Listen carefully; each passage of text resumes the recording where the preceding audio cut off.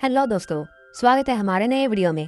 आज के वीडियो में हम लोग एक्सप्लेन करने वाले हैं एक रोमांटिक ड्रामा मूवी को, जिसे 2015 में रिलीज किया गया था और इस मूवी का नाम है 50 शेड्स ऑफ ग्रे। इस मूवी की कहानी में हम लोग एक अमीर बिजनेसमैन को देखेंगे जो कि अपने सेक्सुअल डिजायर को पूरा करने के लिए एक लड़की को कॉन्ट्रैक्ट पर रखता है। उसकी डिजायर काफी अजीब है, उसे दर्द देने में मजा आता है। वो लड़की के साथ इंटीमेट तो होता है, लेकिन वो किसी को भी अपने आप को छूने नहीं देता है। उसने अपने घर में एक टॉर्चर रूम बना के रखा है जिसमें वो लड़कियों को लेकर जाता है और उन्हें टॉर्चर करके उनके साथ इंटीमेट होता है। ये सब देखने में काफी अजीब है, तो चलिए इस मूवी को शुरू करते हैं। इस मूवी की शुरुआत में हम लोग एना को देखते हैं जो कि 21 साल की एक लड़की है। उसके एक रूममेट है जिसका नाम है केट। वो एक न्यूज चैनल के लिए आर्टिकल्स लिखती है, लेकिन एक दिन अचानक उसकी तबीयत खराब हो जाती है। लेकिन उसे एक बहुत बड़े बिजनेसमैन का इंटरव्यू लेना था और वो बिजनेसमैन सिर्फ 27 साल का होते हुए अपनी जिंदगी में बहुत कामयाब है और इस आदमी का नाम है क्रिस्टिन।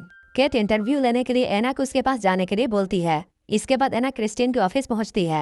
एना इतने शानदार ऑफिस को देखकर बहुत घबराती है क्योंकि इस काम को उसने पहले नहीं किया है। एना को यहाँ सिर्फ सवाल पूछने थे जो कि वो लिखकर लाई थी, लेकिन एना के पास कुछ ऐसे सवाल होते हैं जिनका जवाब क्रिस्टिन देना नहीं चाहता है। उसमें से एक सवाल एना पूछती है, क्या आप गे हैं? क्रिस्टिन उससे बोलता है नहीं। एना इस सवाल के लिए सॉरी बोलती है। क्रिस्टिन ने इंटरव्यू के लिए सिर्फ 10 मिनट का टाइम दिया था, लेकिन अब 10 मिनट से भी ज्यादा टाइम हो चुके हैं और ये दोनों अभी भी आपस में बातें कर रहे हैं क्योंकि बातें करते हुए क्रिस्टिन को भी अच्छा लग रहा है। क्रिस्टिन एना से बोलता है तुम अपने तरफ से जो चाहे वो पूछ सकती हो। एना उससे बोलती है आपका कहना है आपको बहुत लोग जानते हैं, लेकिन मुझे ऐसा लगता है जैसे आपको अंदर से कोई नहीं जानता है। इस बात से क्रिस्टिन बहुत इम्प्रेस हो जाता है। यहीं पर क्रिस्टिन की सेक्रेटरी आकर उसे बोलती है आपका अगला मीटिंग का टाइम हो चुका है। लेकिन क्रिस्टिन एना से और भी बातें करना चाहता था। वो उसे पूछता है तुम ग्रेजुएशन के बाद क्या करोगी, क्योंकि एना अभी कॉलेज में पढ़ाई करती है। क्रिस्टिन उसे बोलता है हमारी कंपनी में तुम्हारे लिए इंटर्नशिप का एक ऑफर है। एना उसे बोलती है मुझे ऐसा नहीं लगता है कि मैं यहाँ काम कर पाऊंगी। इसके बाद एना यहाँ से जा रही होती है। क्रिस्टिन उसे बोलता है मुझे ऐसा लगता है जैसे मैंने तुम्हारे सारे सवालों का जवाब दे दिया है। एना बोलती है आपने सिर्फ 4 सवालों का जवाब दिया है। इसके बाद क्रिस्टिन उस पेपर को ले लेता है जिस पर सारे सवाल लिखे थे। एना जब अपने रूममेट के पास पहुंचती है तब वो उसे बताने वाली थी क्रिस्टिन ने सिर्फ आधे सवालों का जवाब दिया, लेकिन तभी केट उससे बोलती है तुमने बहुत अच्छा काम किया है क्योंकि क्रिस्टिन का अभी अभी मुझे मेल आया है और उसने सारे सवालों का जवाब दे दिया। ये तो उससे बोलती है तुम्हें क्रिस्टिन कैसा लगा? एना उसे बोलती है मुझे वो बहुत अच्छा लगा, वो एक अच्छा बिहेवियर का आदमी है। एना पढ़ाई के साथ साथ पार्ट टाइम जॉब करती है। जब वो काम कर रही होती है तभी वो उसके हार्डवेयर दुकान पर आता है और वो उसके दुकान से कई सारी चीजें लेता है। एना उसे कल के लिए थैंक्स बोलती है क्योंकि उसने सारे सवालों का जवाब केट को दे दिया था, लेकिन वो कहती है केट अब भी परेशान है क्योंकि उसके पास आपकी कोई भी फोटो नहीं है। इसके बाद क्रिस्टिन उसे अपना नंबर देता है और वो उसे बोलता है तुम फोटो के लिए मुझे कॉल करना। इसके बाद केट एना और इनका एक दोस्त क्रिस्टिन की फोटो लेने के लिए जाते हैं। फोटो के बाद क्रिस्टिन एना के साथ कॉफी पीने के लिए जाता है। यहाँ पर ये लोग बहुत सारी बातें करते हैं। एना क्रिस्टिन को अपने फैमिली के बारे में बताती है। इसके बाद ये दोनों कॉफी शॉप से बाहर आते हैं। एना क्रिस्टिन से पूछती है क्या तुम्हारी कोई गर्लफ्रेंड है? क्रिस्टिन उसे बोलता है मैं गर्लफ्रेंड की बातें नहीं करता हूँ और अब तुम्हें मुझसे दूर रहना चाहिए। इसके बाद एना उसे बाय बोलकर वहाँ से चली जाती है। केट उसे अपने साथ एक पार्टी में ले जाती है। वहाँ एना ड्रिंक करती है, तभी उसे क्रिस्टिन का कॉल आता है। एना की बात उस सुंदर क्रिस्टिन को ये पता चल जाता है कि एना ने ड्रिंक किया है। एना उसे अपना पता बताती है। क्रिस्टिन उससे कहता है तुम वहीं रहना, मैं तुम्हें लेने के लिए आ रहा हूँ। एना यहाँ होश में नहीं थी, तभी उसका एक दोस्त उसके पास आता है और वो उसे कहता है मैं तुम्हें बहुत पसंद करता हूँ और वो उसे किस करने की कोशिश करता है। एना उसे मना कर रही होती है, लेकिन वो फिर भी उसे किस करने की कोशिश कर रहा होता है। लेकिन उसी वक्त क्रिस्टिन वहाँ आ जाता है और वो उसे धक्का देकर एना को अपने साथ ले जाता है। अगली सुबह जब एना की आंखें खुलती है तब वो देखती है वो क्रिस्टिन की बेड में है। क्रिस्टिन यहाँ कल के लिए उसे माफी मांगता है क्योंकि कल उसने एना को अपने से दूर रहने के लिए कहा था और वो एना से यह भी कहता है मैं रोमांस नहीं करता हूँ, मेरी पसंद बहुत अलग है और मैं तुम्हें तब तक हाथ नहीं लगाऊंगा जब तक तुम परमिशन नहीं दोगी। एना को यहाँ क्रिस्टिन की बातें समझ में नहीं आती है और इसके बाद वो जाने लगती है। जब ये दोनों लिफ्ट में होते हैं तब ये लोग फर्स्ट टाइम एक दूसरे को किस करते हैं। इसके बाद वो एना को घर छोड़ता है और उससे कहता है मैं तुमसे बाद में मिलूंगा। अब एना बहुत खुश है क्योंकि वो भी क्रिस्टिन को बहुत पसंद करती है। अगले दिन क्रिस्टिन हेलीकॉप्टर से एना को अपने घर ले जाता है। उसका घर बहुत ही सुंदर था। क्रिस्टिन यहाँ एना को एक कॉन्ट्रैक्ट साइन करने के लिए कहता है। क्रिस्टिन उसे कहता है इस कॉन्ट्रैक्ट में ये लिखा है हमारे बीच जो भी बातें होंगी वो तुम किसी को भी कभी भी नहीं बताओगी। एना उससे कहती है मैं वैसे भी किसी को नहीं बताती हूँ। इसके बाद एना उस कॉन्ट्रैक्ट पर साइन कर देती है। इसके बाद एना उससे पूछती है अब हम क्या करने वाले हैं? क्रिस्टिन उसे बोलता है पहले तुम मेरे बारे में 2 बातें जान लो। पहला कि मैं किसी से प्यार नहीं करता हूँ, बस मैं लड़कियों के करीब जाता हूँ। एना उसे पूछती है और दूसरी बात। इसके बाद क्रिस्टिन उसे एक रूम में ले जाता है।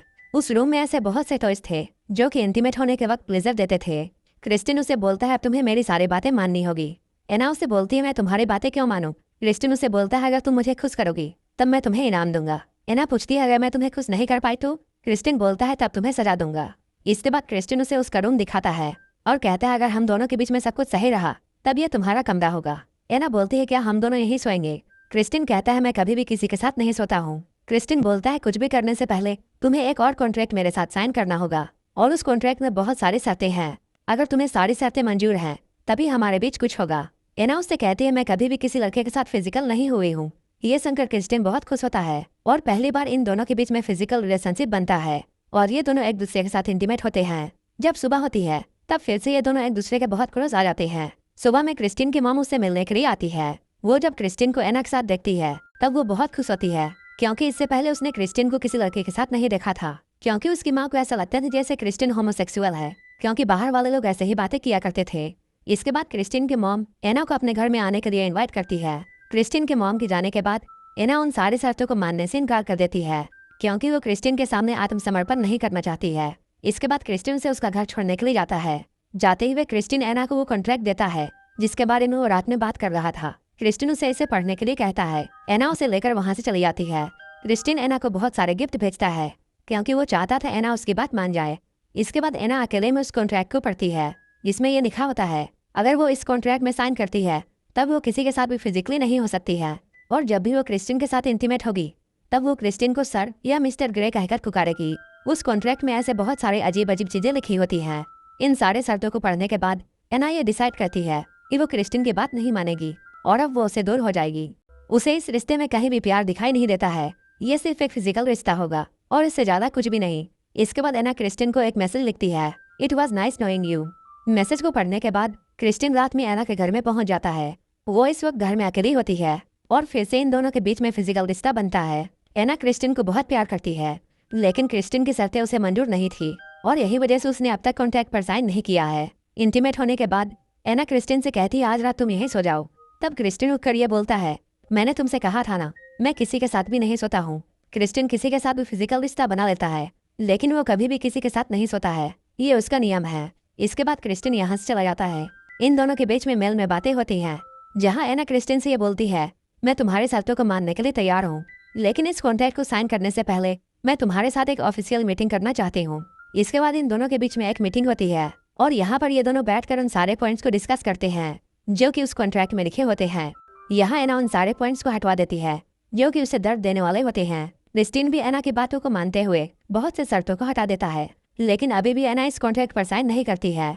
इसके बाद क्रिस्टिन उसे छोड़ने के लिए बाहर जाता है जहाँ वह एना की गाड़ी देखता है जो कि बहुत ही नॉर्मल होती है। एना जानबूझकर क्रिस्टिन को अपनी गाड़ी दिखाती है क्योंकि वो उसे बताना चाहती थी कि वो एक नॉर्मल फैमिली से आती है। इसके बाद एना यहाँ से चली जाती है। एना ने अभी तक कॉन्ट्रैक्ट पर साइन नहीं किया है। उनके बीच कुछ भी रोमांटिक नहीं होगा। सिर्फ ये एक सेक्सुअल डिजायर को पूरा करने के लिए कॉन्ट्रैक्ट है और इस कॉन्ट्रैक्ट में सिर्फ एना को दर्द मिलेगा।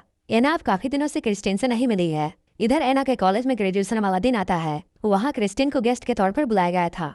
एना और क्रिस्टिन की बातें यहाँ होती है।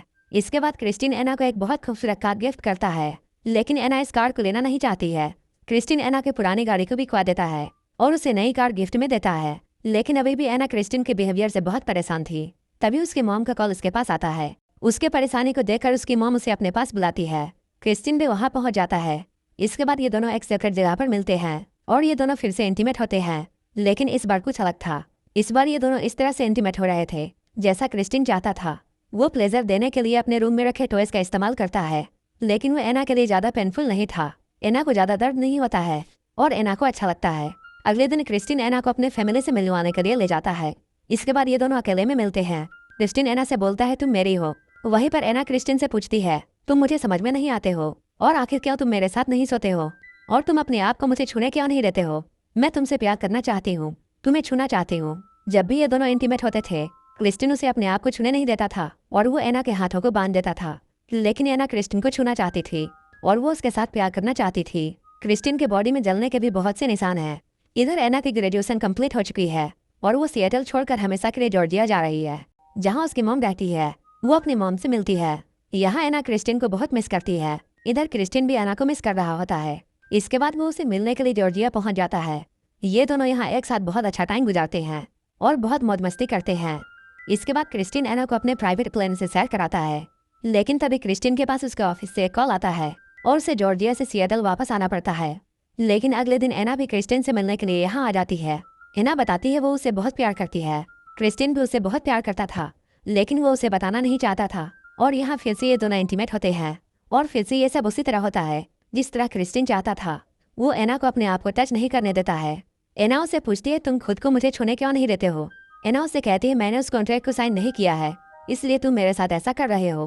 क्रिस्टिन कहता है मुझे कॉन्ट्रैक्ट की कोई परवाह नहीं है। एना बोलती है उन शर्तों का क्या जो उस कॉन्ट्रैक्ट में लिखे हैं। क्रिस्टिन कहता है उन सारे शर्तों को तुम्हें मानना होगा। एना कहती है अगर मैंने उन नियम को तोड़ दिया तो फिर क्या होगा। क्रिस्टिन कहता है तब तुम्हें सजा मिलेगी। एना उससे पूछती है तुम मुझे दर्द क्यों देना चाहते हो।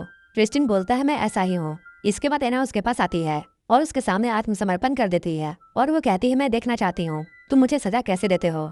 इसके बाद क्रिस्टिन एना को उसी रूम में ले जाता है। वहाँ वो उससे बोलता है मैं तुम्हें 6 बार मारूंगा और तुम यही रहोगी। इसके बाद क्रिस्टिन उसे जोर से 6 बार मारता है।